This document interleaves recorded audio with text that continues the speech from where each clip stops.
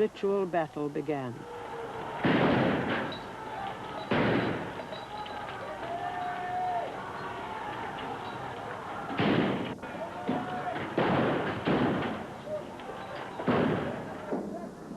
Then the crowds fell back before the CS gas.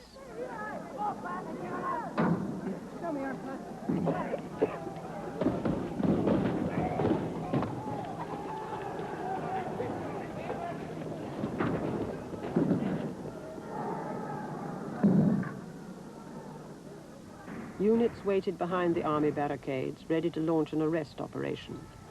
They were members of the 1st Battalion of the Parachute Regiment, known to be one of the toughest regiments serving in Northern Ireland.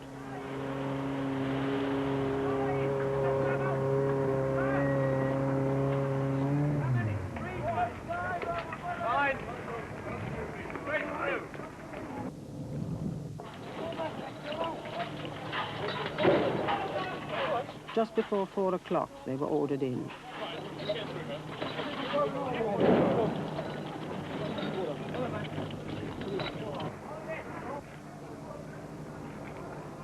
Most of the rioters had dispersed. Put her out of the way there. Stand back and let them through. Let them through.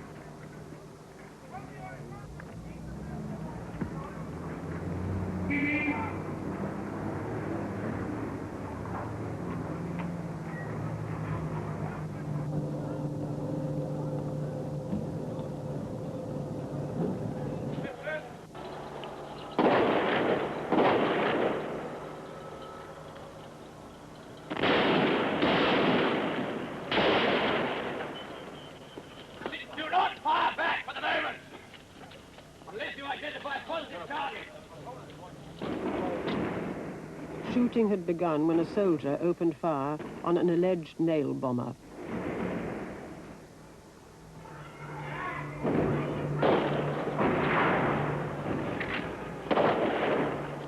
In all, 108 rounds of live ammunition were fired by the army.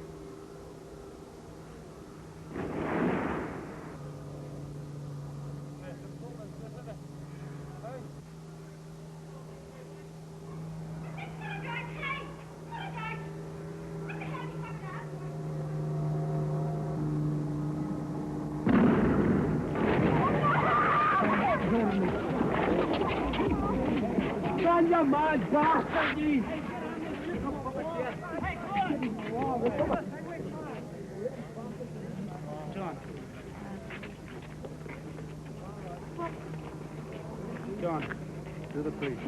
Sorry.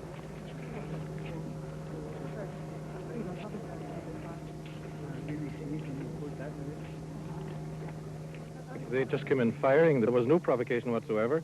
Firing what, rubber bullets? No, it was lead bullets they fired. They seemed to fire in all directions. There's some rubber bullets too. They didn't even seem to fire gas. It was completely outrageous, disgraceful. I don't know. They call themselves an army. It's utterly disgraceful. Are you quite sure that nothing was fired at them first? There was nothing fired at them, sir. I'm absolutely certain of that. I can speak of this without any difficulty whatsoever because I was there. I was just standing at the flats when the Saracens moved in, first of all, and there was nothing fired at them, positively nothing fired at them whatsoever. There weren't even stones fired at them. People ran in all directions and they opened fire. Most people had their backs to them when they opened fire at the time. A short while ago, we filmed you leading the way with a white handkerchief. Yes. For a party who were carrying a boy who was dead or dying. Now, how was he shot? That little boy was shot when he was running away. He was just a little bit behind me when he fell. I heard the shot. I looked around. I saw him down. You saw him? Yes. And he was shot. He was a young man, wasn't he? He was a young boy. I would say about 15, thereabouts. He didn't have a weapon. No, he had nothing. He was just a young boy of about 15. He was running. I was running too. Colonel, once the paratroopers went into the bogside, there seemed to have been a very large number of casualties. Well, I suppose large, 5 is quite large in these circumstances. It's unfortunate. But when we got up there, past William Street here where we're standing, and up towards Rossville Flats, we came under fire. We came under fire from the bottom of the flats, from the flats. We were also petrol bombed, and some acid, in fact, was poured on us from the top of the flats. Local people are saying that you used excessive force when you went in there. Well, what is force? If you're being fired at, you return fire, and they know that perfectly well. How many gunmen do you feel you've hit in the Bogside? Well, I'm told from my quick-sit trip, you must understand it's a very quick-sit trip, that 3 gunmen were hit. We have not got the weapons, but this is the usual thing. We saw people come forward. I'm not going to say that I saw weapons taken away, because I don't know yet. I have not spoken to the men on the ground, although I was forward when the shooting was going on. You have no worries about this action? None at all.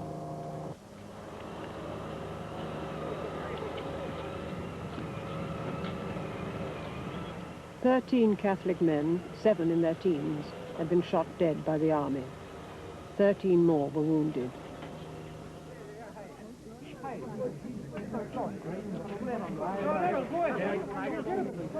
What really happened that day remains contentious.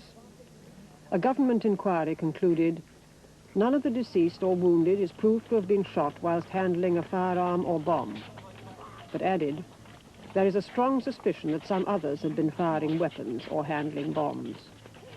The Londonderry coroner differed. The army ran amok that day, he said. It was sheer unadulterated murder. Nearly all the dead were shot in the back.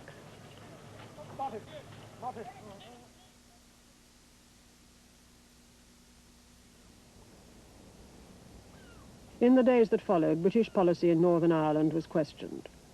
In Dublin, angry crowds burnt down the British embassy. In America, influential politicians made distinctly hostile speeches, and in England, too, grave concern was voiced. As the dead were buried, there was further polarization between the two communities.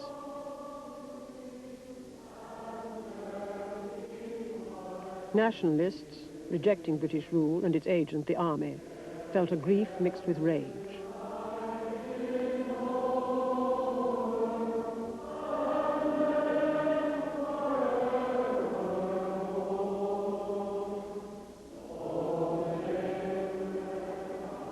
Unionists feared that the backlash might force Britain to be more receptive to nationalist feelings.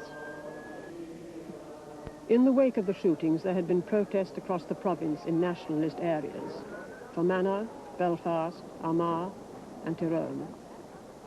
At Aldershot, in England, the headquarters of the regiment responsible for Bloody Sunday was attacked.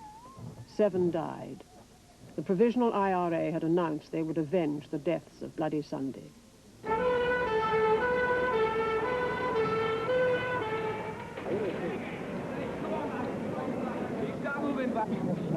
Over the next 3 months, there were 381 bombs, 56 deaths.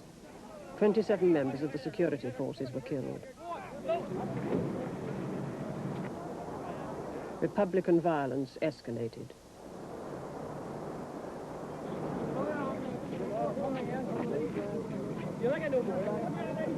Scenes like these, and the belief that the British government was soft on violence, made Protestants demand tough measures.